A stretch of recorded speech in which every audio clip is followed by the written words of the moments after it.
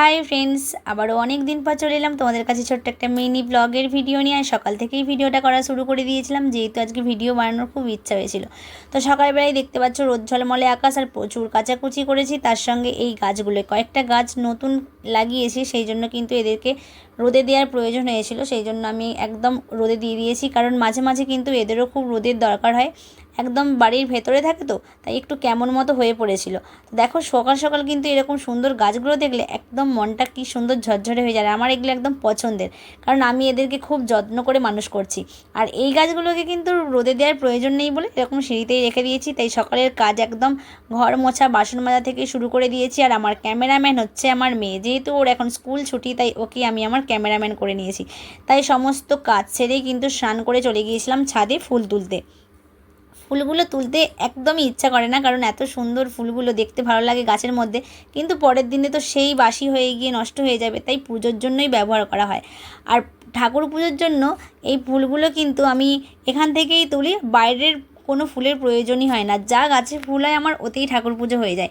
আর আমার মেয়ে কিন্তু এই কয়েকদিন বেশ ভিডিও করে দিয়েছে, তাই কিছু কিছু ভিডিও তোমাদের সঙ্গে অবশ্যই শেয়ার করব, কারণ ক্যামেরাম্যান থাকে না বলে সেভাবে আমি ভিডিও করতেই পারি না আমার ডেইলি ব্লগের ভিডিওগুলো, যেহেতু ওর স্কুল পড়া থাকে। আর এখন তো পুজো কদিন খুব ছুটিতেই আছে, তাই ওকে দিয়ে খুব ভিডিও বানিয়ে নিয়েছি। আর স্নান করে জামা কাপড়গুলো তুলতেও চলে গিয়েছিলাম, কারণ এই রোদ তো এই বৃষ্টি, এখন তো ওয়েদারের কথা বলাই যায় না। তাই কিন্তু স্নান করে পুজো করে চলে গিয়েছিলাম একদম রান্নাঘরে, কারণ আমাদের কিন্তু সাংসারিক মেয়েদের এটাই হচ্ছে জীবন। তো আজকে কিন্তু মুগরিতে পড়েছিল চিংড়ি মাছ আর কাঁকড়া। তো পূর্ণিমার দিনে পড়েছিল, সেই জন্য বাড়িতে নিয়ে এসেছে। দেখো এই কারা কারা কাঁকড়া খেতে ভালোবাসো অবশ্যই কমেন্ট করে কিন্তু জানিও, অনেকেই পছন্দ করো না। তো আজকে বানিয়েছিলাম চিংড়ি মাছ দিয়ে পেঁপে দিয়ে ঝোল, আর কাঁকড়াগুলোকে ভেজে নিয়েছিলাম, কিছুটা ভাতে দিয়েছিলাম, আর কিছুটা বানিয়েছিলাম আমার ফেভারিট একদম কালো কালো তেঁতুল দিয়ে কাঁকড়ার টক। আমার খুবই পছন্দের একটা খাবার। তোমরা কারা কারা ভালোবাসো এই কাঁকড়ার টক খেতে অবশ্যই কিন্তু জানিও, কারণ আমরা বাঙালি তো, আমরা এই সমস্ত খাবার খেতে ভালোবাসি, আবার অনেকেও ভালোবাসে না। তো আমার দেখো রান্না কমপ্লিট হয়ে গেছে, তারপরেই কিন্তু খাওয়া দাওয়ার পালা। তো সারাটা দিন আমার এইভাবেই কাটে। আমি তো ভাত বেড়েও দিচ্ছি সবাইকে, আর আমার কিন্তু ক্যামেরাম্যান ছিল আমার মেয়ে।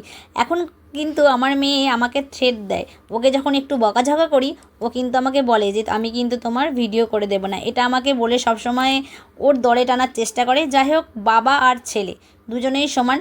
একটু ভিডিও করার ইচ্ছা হলেও এদের আর মুখ দেখাতে চায় না বলে এদেরকে নিয়ে একদমই ভিডিও করা বন্ধ করে দিয়েছি। তবুও যেহেতু মেয়ে আছে তাই একটু করে নিলাম।